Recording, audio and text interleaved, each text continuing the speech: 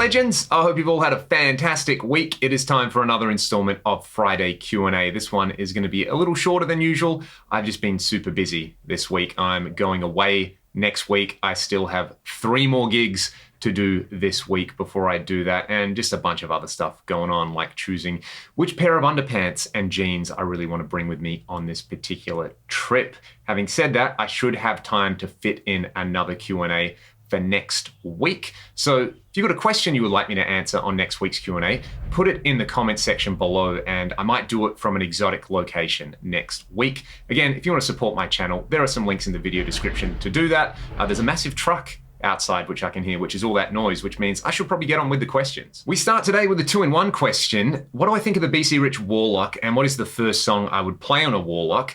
I have gone off the Warlock and then come around to it. I was recently watching that Dio Live at the Spectrum video with Craig Goldie, where he's playing a white Warlock with the 6-in-line headstock. And I think I like that. So I would definitely have to play some Craig Goldie era Dio on a Warlock the first time I pick one up. And I kind of want to find one with the 6-in-line headstock now, because to me, that's just such a cool variation on that guitar. If I had to form a tribute band to any band, what would it be? I feel like I've already been involved in a tribute band to the one band I really want to do a tribute to, and that is Whitesnake, using a few different lineups. And that has been super fun. You know, learning the guitar solo to Crying in the Rain was one of my all-time goals, and I can probably play half of it live accurately, which is probably as close as I'm ever going to get to the glory of John Sykes. But playing Whitesnake tunes is super duper fun. If I didn't choose that, then I would probably go with a Queensryche tribute band, because Queensryche, who doesn't love Queensryche? Actually, who does love Queensryche? Let me know in the comment section below, because I know a lot of you do. So yeah, if that ever eventuates, I would put up loads and loads of videos of that. But yeah, I'd probably have to shave my beard so I can get that kind of Empire era Chris DeGarmo look back. So a video request, could I try and take some of the popular Rivera era Fender mods and do them in the Axe FX3? I think that's a great idea. I've done a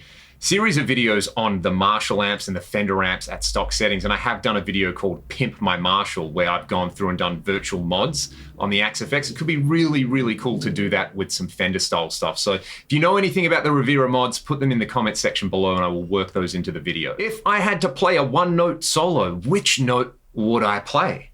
That's a fantastic question. And you know, whatever key we're in, if I have to play a 1-note solo, I'm going to try and play the stankiest note possible, which means I'm probably going to play the flat 5 interval. And if you've heard the Ragdoll song Follow the Leader, the first half of the guitar solo in that is basically a 1-note guitar solo where I'm just hanging on the flat 5 and trying to do a bunch of pinch harmonics. And it sounds like a wah, but it's actually an all-pass filter assigned to an expression pedal on there, so it kind of sounds like a wah anyway. But yeah, just put heaps of grease on it and play the flat 5 and just exude confidence. Do I have any gear regrets? And if so, which piece of gear do I regret not picking up when I had the chance to do it?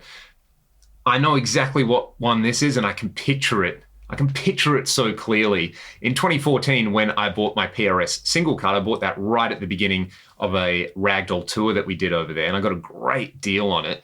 Right at the end of the tour, I was in Guitar Center in LA, and I saw another single cut. This one was a quilt top in like a gorgeous cherry red finish, and it was around the same price that I paid for my single cut, and I had the money for it, and I ummed and ahed about it, and I thought, well, I've just bought one of these guitars, what do I need 2 of them for? Little did I know that guitar would become my favorite guitar of all time. And you know, that's kind of the saying, is that you find something that you love as a guitar and you immediately want something else exactly like it. So yeah, in a parallel universe, I'm probably playing a quilt top single cut in a lot of videos instead of just my black single cut. But yeah, I'm sure somebody picked up that guitar, got a great deal for it, and they're enjoying it. So if you bought like a cherry red quilt top SC245 from Guitar Center in West Hollywood around 2014, let me know in the comments. What's the deal with used gear prices? I've seen this pop up quite a lot. People have noticed that, you know, if you want to go and buy a new amplifier, especially tube amplifier, they're more expensive, and used gear has gone silly. Well, this is the consequence of inflation, and there being a global pandemic, and there being massive shortages of things like, semiconductors. So if you want to go and buy a modeler or something like that for your guitar tone, some of them just aren't being manufactured at the moment because they can't get the components. There's a tube shortage. There is war in Europe. Obviously, like I said earlier, COVID has massively disrupted supply chains.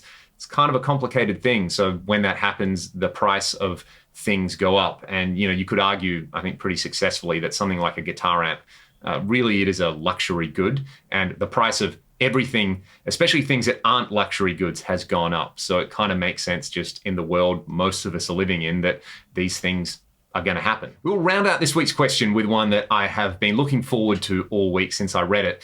Let's say you're in a situation where you're writing a song and you're kicking around a guitar riff and you go, oh my God, I've come up with something awesome. And then you play it to your buddy and they go, oh, that sounds exactly like a Black Sabbath song, or that sounds exactly like Crying in the Rain by Whitesnake.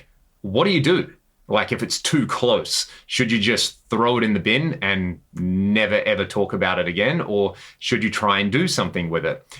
One fun thing that you can do, and this is an exercise I get all my students to do, is what I call like modal interchange. So if you write a song in E natural minor, try and transpose it so that it's in E Dorian, which would just basically mean every C note becomes a C sharp note. And see what it sounds like.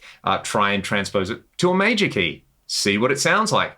Try and play it and learn it backwards. See what it sounds like. Try and change the overall groove. You could have something that was a shuffle be not a shuffle, and vice versa. You could try and change the time signature. Basically, just let it mutate. Kind of set it aside, let it just marinate and ferment and do its thing, and see what it turns into. If it doesn't turn into anything, then kind of no loss, but it might. And one thing about, a lot of the styles of modern music that are essentially kind of blues-based music is that interpretation and the idea of, somebody playing a particular standard or something like that and changing it, playing it their way, is a valid form of artistic expression. So, you probably don't want to get sued for ripping off a Whitesnake song or, a Tom Petty song or something like that. So yeah, change it, but the changing process can be something that can teach you a lot, and that can be a creative process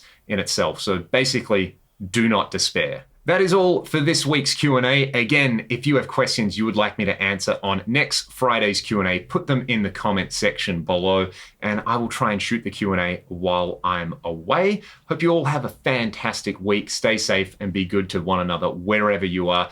Keep in touch with the channel because I have a bunch of videos scheduled while I'm away, so you'll magically still see me on your computer screens or TV screens or phone screens sitting on the toilet, which is, hey, a lot of us, that's where I like to watch YouTube as well.